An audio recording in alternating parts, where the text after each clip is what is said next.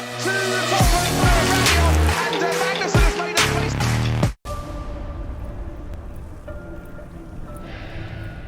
Welcome to the 2026 Tour of Oman, the 15th edition of a race that has become many riders' favourite way to start the year.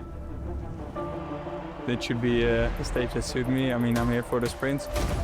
And oh my goodness, Olaf Koy has left everyone in his wake. That was brilliant. We had to take some responsibility and yeah, I think we did it really good. Oh, that was a very smooth win for Olaf Koy. He had the power and he used it. I found my pace as really good domestic, I think, for Remco and other leaders, and I think this is what I'm doing the best. That was a piece of class. Genius at work. Finally, after 10 years. We got cards to play. Should be a good race. 150 minutes to go. Gotta respond. This is brilliant. Ça a été une belle bataille avec Adam, il était très fort. Le défi, ça va être Juliette qui va, je pense, tenter le tout pour le tout. A good who's struggling again, I'm afraid. Terry Pancher takes the day and Gates takes the title.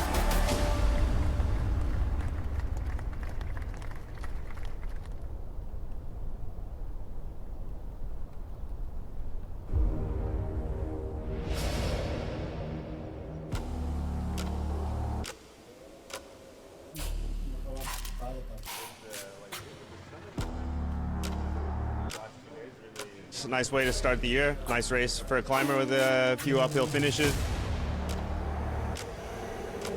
I just start off steady and be able to test myself. So on paper, it's pretty simple, just one climb in the end. So just a matter of if you have the legs or not. I enter this year with a lot of hope to try and get some more top results and some stages, whether that be in stage races or Grand Tours. Well, my first time racing in the Pro Peloton was here in the Middle East, so it's got a place in my heart that I love coming back to racing. I really enjoyed it then. I actually got to race with Adam Yates and be his teammate, and was helping him dominate up here, and sort of inspired me to really want to come back to the Middle Eastern race. And with the Tour, I think it'll be straightforward between sprint days and the two climbing GC days. We don't have a sprinter here. Sort of just getting through those days as well as we can, and then looking forward to stage 3 and stage 5 on the climbs. I was second last year, so this year I will try to win the GC. Whoa, my life! And that Terry Pancher just rounds him on the outside here. That is a phenomenal drive by him. I think we will try also for the stage win. Last year, Louis Verback won a stage from the breakaway, so...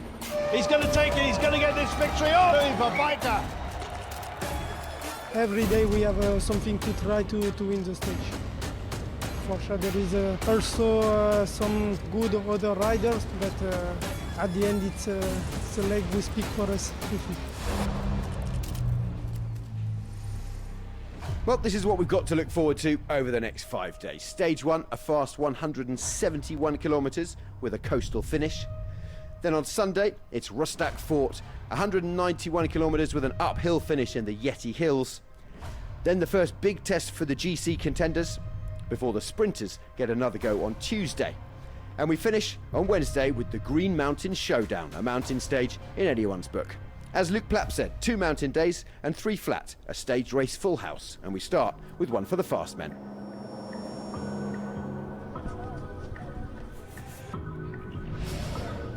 I want to try today is just flat stage in the...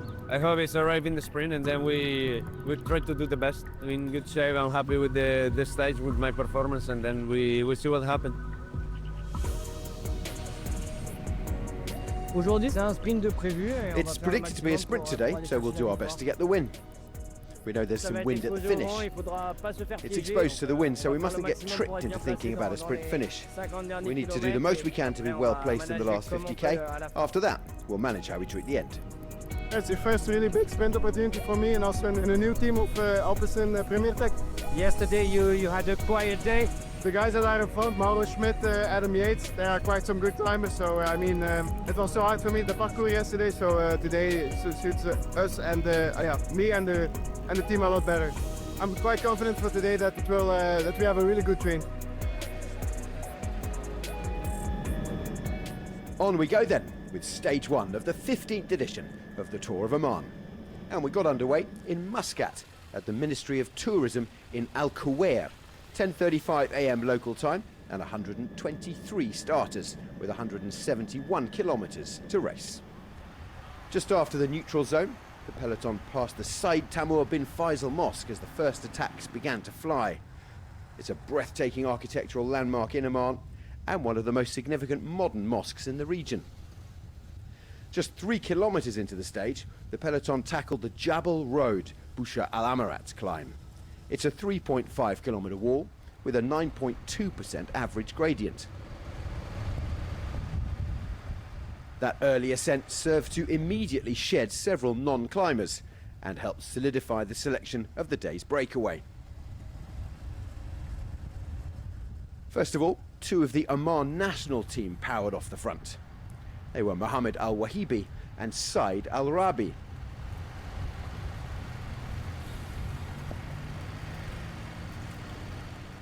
This is the bottom of the only climb of the day, and that was the moment that the Omani riders chose. Just behind them, Jose Luis Faura of Burgos Burpelet joined them. It wasn't to stay like this for very long though.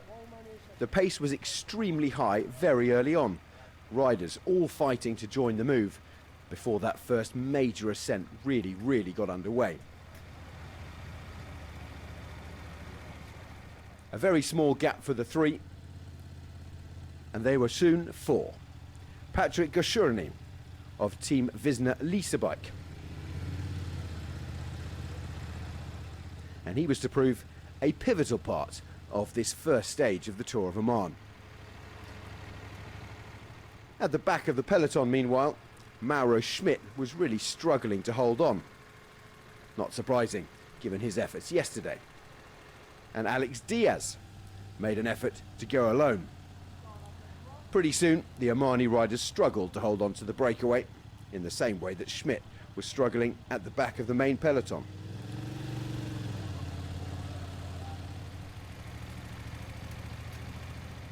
Schmidt fairly relaxed after his victory at the Muscat Classic. And it looked like we might have our 3 riders who would be at the front of the race for the rest of the day. Just 1 kilometre from the summit of the Jabal Road climb, and the race was already in pieces. Several smaller groups attempting to bridge the gap, but not succeeding. 35 seconds it was.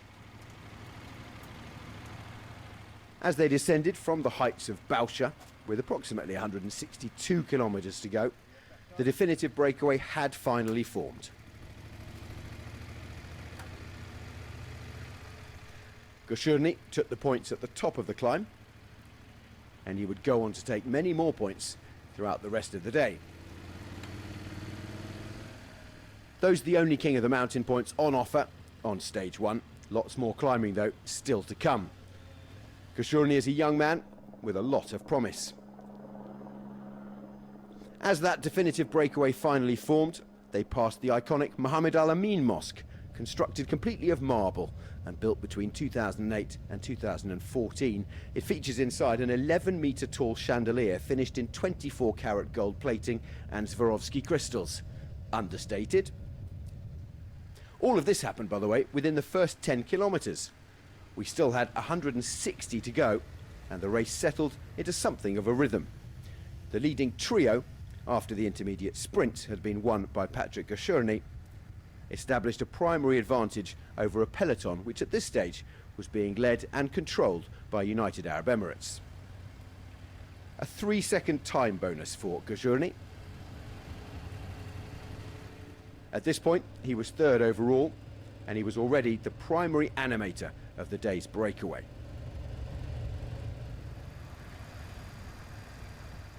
The race passed the Al Kuwar district, and the peloton maintained a steady rhythm in pursuit of the breakaway. The gap to those 3 leaders remained stable though. Lots of teams involved in controlling the peloton, Alpecin Premier Tech and UAE Team Emirates-XRG especially. They began to organise at the front of the bunch.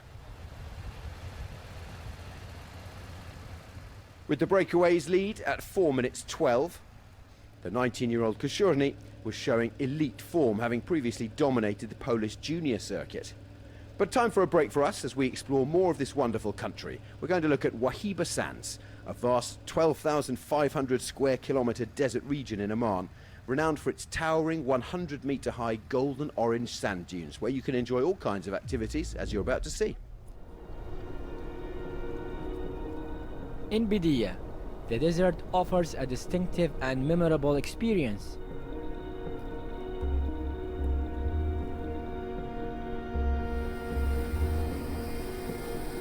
Begin the journey with a serene sunrise over golden dunes, followed by a breathtaking hot air balloon ride that reveals the vast beauty of the desert from above.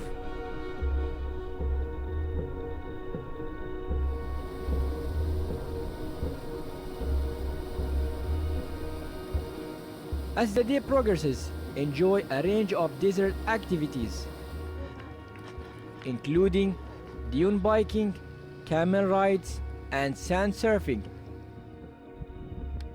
each offering a unique way to explore the landscape.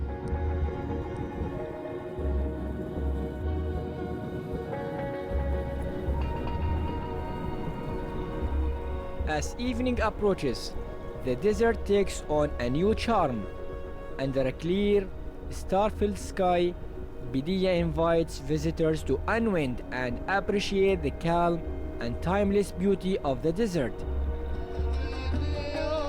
Bidiya is where adventure, heritage, and tranquility come together to create an authentic desert experience.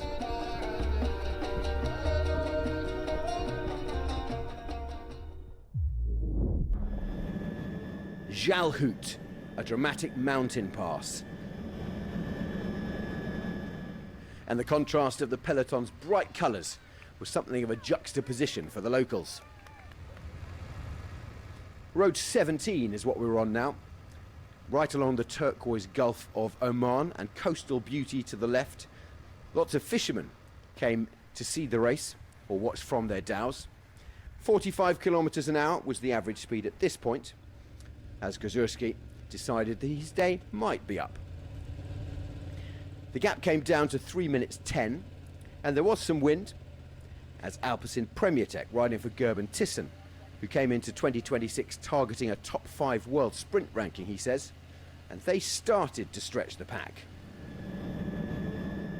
This is Wadi Katifa, and the gap by this point was down to 1:55. UAE Team Emirates increased the tempo, with Rui Oliveira driving the peloton. Juan Sebastián Molano was tucked in fifth wheel, protected from the coastal crosswinds that were expected as the race hit that exposed coastal highway. Gradually, the speed was increasing, desperately trying to discourage further attacks and bridges to that breakaway 3. We saw wadis and hidden oases all the way along today's route, and they were the only green for miles. They also provide vital shade for the local Bedouin herds. Yet another wadi here as the temperature started to rise. 28 degrees it was at the finish, although that would drop as the sun started to set. Wadi after wadi as the gap dropped to 35 seconds, and now with 24k to go, the breakaway was within sight of the peloton. The catch looked imminent, and there was one more intermediate sprint to go as we passed another mosque.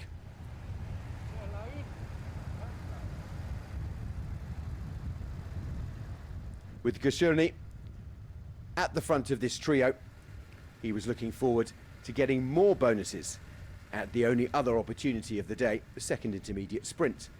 He'd already swept up the first 2 at the King of the Mountains point and that first intermediate sprint. They were working together pretty well, these 3, but they pretty much knew that their time was numbered. Approaching that second intermediate sprint then, and Gashurni bided his time. In the end, he was just too quick for the other 2. The Spaniards holding back and letting the Visma Lease bike rider take the bonifications. Thumbs up from Gashurni, and he was happy with what he'd done today. By this point, Gosciani, having won that final intermediate sprint, had effectively secured the gold jersey for the most aggressive rider, so he'll be in that tomorrow.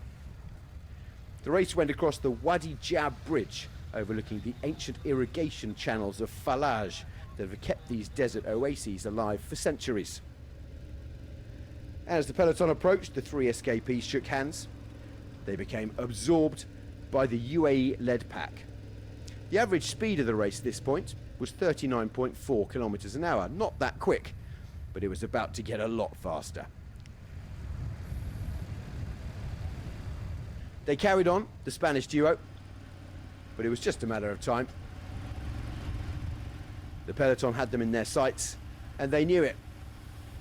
And we always like to see a little shake of the hands when the breakaway knows that they're going to be caught. One look around, a quick word to each other, and good job, my friend. So the breakaway was neutralised with just over 20 kilometres to go, and there was a little bit of a detour, not necessarily planned. The speed had really increased by now.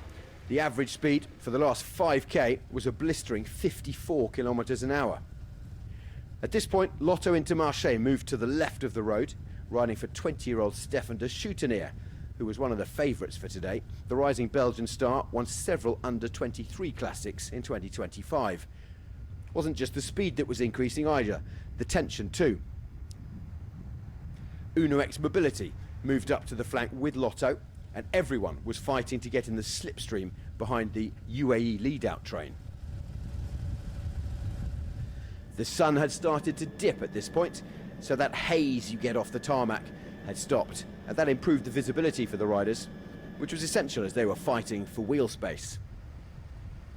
Lots of Omani flags on the side of the road, just as we saw at the Muscat Classic.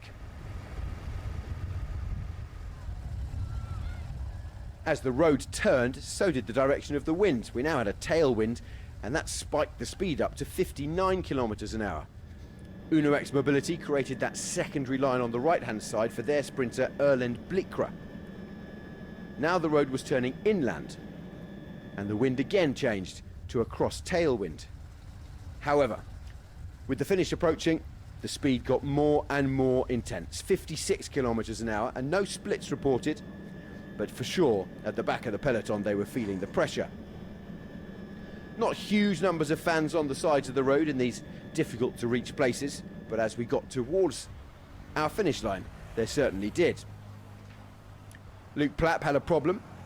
The team car was there in an instant, and he was back in the peloton in no time at all.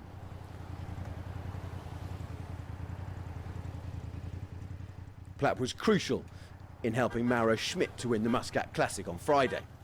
A new bike for him, and he may well be looking towards tomorrow's stage as a chance for him to get another victory on his Palmares. Beautiful scenes with the sea and the desert next to each other. A big group, almost all of the peloton there, and everyone trying to gather their sprint trains together with 15 kilometers to go. No crashes yet, but the peloton stretched to breaking point. Ivan Garcia Cortina from Movistar was up into the top 10 positions as they had time to stop and watch a horse race. Every inch of the road was being used, and the smooth, sun-baked road was really good for us to expect exactly what we were expecting, and that fast run into the line. More and more, the pack went into single file. Historically, being in the top 20 here is essential. No one further back than that has ever won at Bimmah. With 10k to go, UAE Team Emirates slotted in behind Alpecin, with Adam Yates, their GC leader, even drafted in to help position Molano before he dropped back. Then the crosswind started. We knew they might be coming, and sure enough they did. 8 kilometers to go, and Tudor Pro Cycling moved up. When you have a look at the analysis from the power meters, it showed that they were pushing 450 watts and more just to stay in the draft of the lead-out trains. Another exposed section and crosswinds from the left. Tudor Pro Cycling moving Rick Plumier up the field, last year's winner of the Muscat Classic. The kilometres started to come down quickly now, and when they passed the 5k banner, no one was attacking, but it was a pure power battle between the lead-out trains of Alpecin, UAE and Uno X. Uno X on the left-hand side, Lotto Intermarché keeping de Choutenay safe on the right. Now, you can't hear it here, but those desert plains are so flat, the riders could even hear the noise of the fans at the finish line. And the run into the Bimmah Sink Hole defined by a tactical battle between 3 lead-out trains at this point: Alpecin Premier Tech, UAE Team Emirates and Caja Rural Seguros RGA. 3 French teams came to the front as well: Cofidis for Brian Cocard, FDG and Total Energies. But UAE still looked very comfortable on the right-hand side of your screen. Tudor Pro Cycling were in there as well. Education First struggling and being squeezed off the road.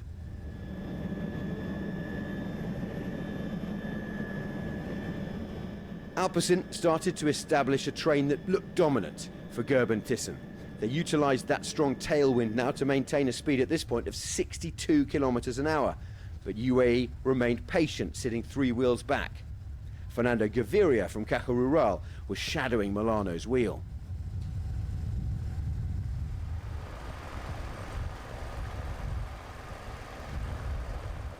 Lots of tension in the group and lots of anticipation amongst the viewers on television and at the roadside. Bimmah Sink Hole was approaching, and the finish line we would have very soon indeed. Everybody together, all the teams establishing their trains, and it looked like we were going to have exactly what we'd hoped for.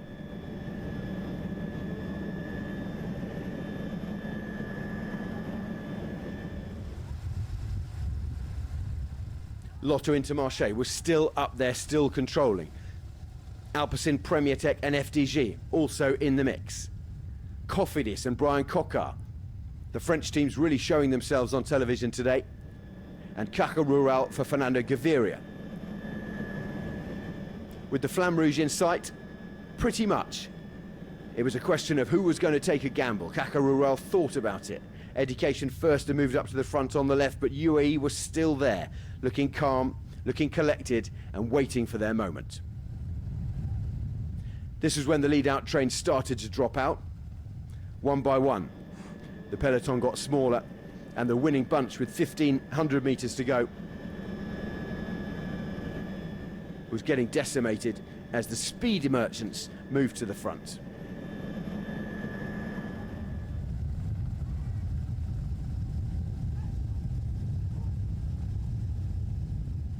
Not long to go now. I can see the Flamme Rouge approaching, and so too can every single one of those riders on their bikes, on the road, having cycled 170 kilometres today. The elbows are flying. Under we go. Alpecin Premier Tech hold the advantage. Jensen Plowright's out there in front. He's delivering a massive turn of speed. That's a huge pull from Plowright, and Thyssen is in prime central position. 500 metres just over, still to come. Plowright still at the front, and he can't shake off the other competitors, the other contestants, the rivals at this stage of the race. It's been a hot day, a dusty day, a dry day. They're going to need all kinds of massages and rehydration treatments this evening. 500 metres left of this first stage of the Tour of Oman.